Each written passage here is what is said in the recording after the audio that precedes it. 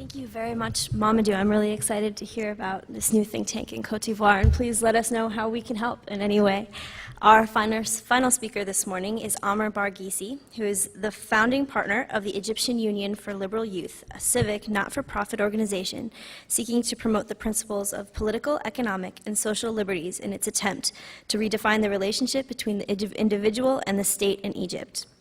Prior to this, he was press assistant for several American journalists, including Bret Stephens of the Wall Street Journal and Pulitzer Prize winner Judith Miller. He was also a Robert L. Bartley Fellow with the Wall Street Journal editorial board in 2008. He is the author of Truth is My Job, an introduction to professional practice of journalism, a guidebook written specifically for ULI's Media, Art, and Journalism School. Mr. Barghisi received his license in philosophy from Ain Shams University in 2007, and currently he is finishing an MA in the social sciences at the University of Chicago. So, Amir.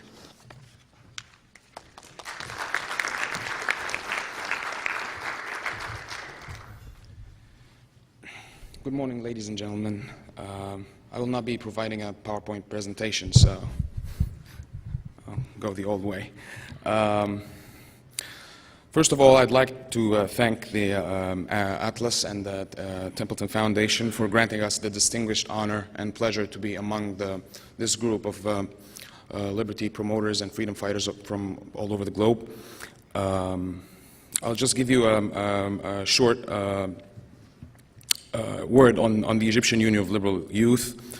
We are probably the first Egyptian organization to state publicly and clearly that we adhere to the values of classical liberalism. We promote a classical liberal platform grounded in the values of individual liberty, minimal government, and free market economy. But we're still pretty young. We just started less than 2 years ago. We will be providing copies of our mission statement on the stand outside if you want to take a look at what we believe and what we do. The union was conceived of as means to tackle two major problems facing classical liberalism in Egypt. Both problems originate from one historical event that did not only change the political structure of my country, but rather changed or transformed the way my countrymen conceive of their own lives and how to lead it.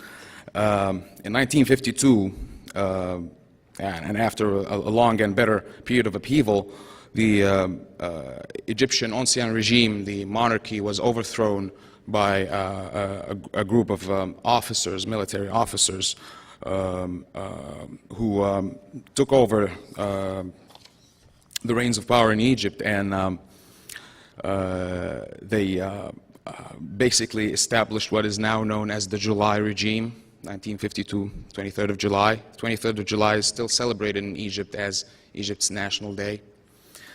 The July officers, led by Gamal Abdel Nasser, established a totalitarian regime, taking its major features after Hitler's Germany, Mussolini's Italy, and Stalin's Russia. But fortunately, it failed to achieve the similar success regarding the repressive tools.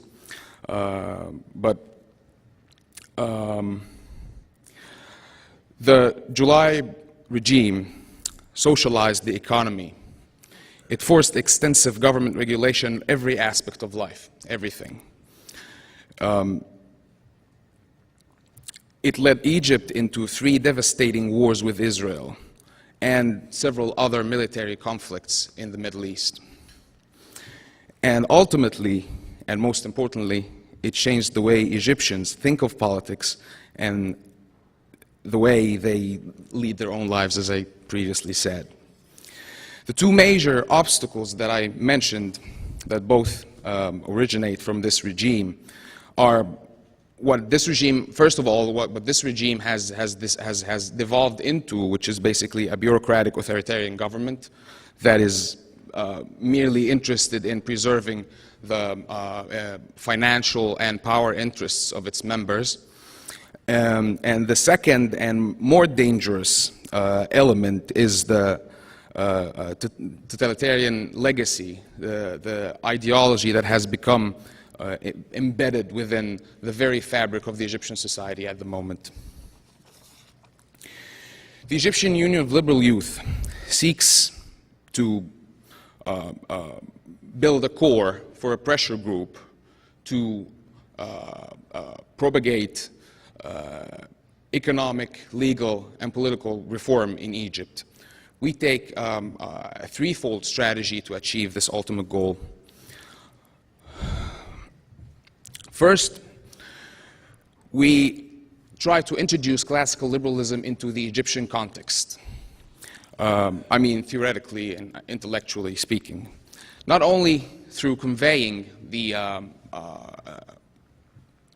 Western literature on the topic, but also through authentic research about Egypt's economic, legal, and political structure from a classical liberal platform. The second part of the strategy is publicizing these views among young Egyptians. Our members are basically from 18 to 35 years old. After that, you're not allowed to be a member. We hope that the Egyptian Union of Liberal Youth will spawn several civil society organizations in the near or not so near future. We don't know, but we also hope that eventually we will lead to the formation of a political party or several political parties that promote these ideas. The third part of the strategy is providing our members with the necessary skills they need to become able to pursue our causes. We try to provide for professional skills for them to be able to be financially and intellectually independent. We're majorly focusing on the legal profession and journalism, all the media.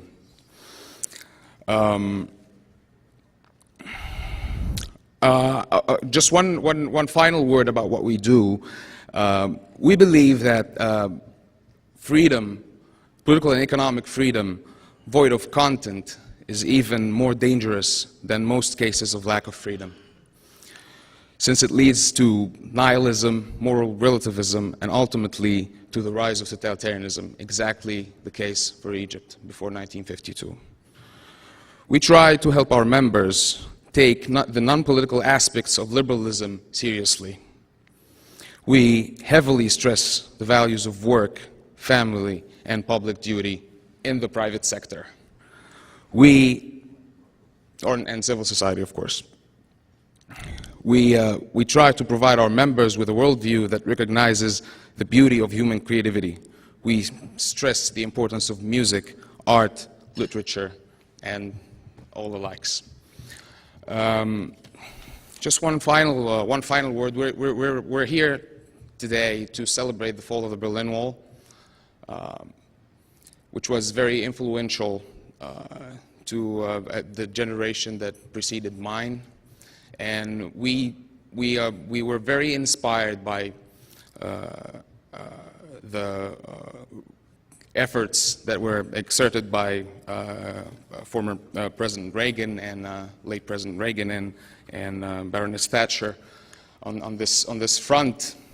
But I would also like to bring your attention to the fall that most influenced my generation, which was, in this case, the most unfortunate and most tragic. Of course, I'm talking about September 11, 2001. Many of the terrorists involved in this event were Egyptians. The person leading the first plane, driving the first plane or flying the first plane was Muhammad Atta. He was an architect. He studied at the same university that many of our members studied. He lived in the dormitory where many of our members lived. And that day changed our lives because basically we felt like we knew these people. We felt like we have a responsibility towards them.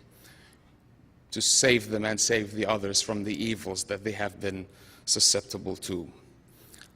We believe that if nobody defends life, liberty, and the pursuit of happiness for everybody, everybody's life, liberty, and happiness will be jeopardized. And we'd like to tell you that somebody in Egypt is on the job. Thank you so much.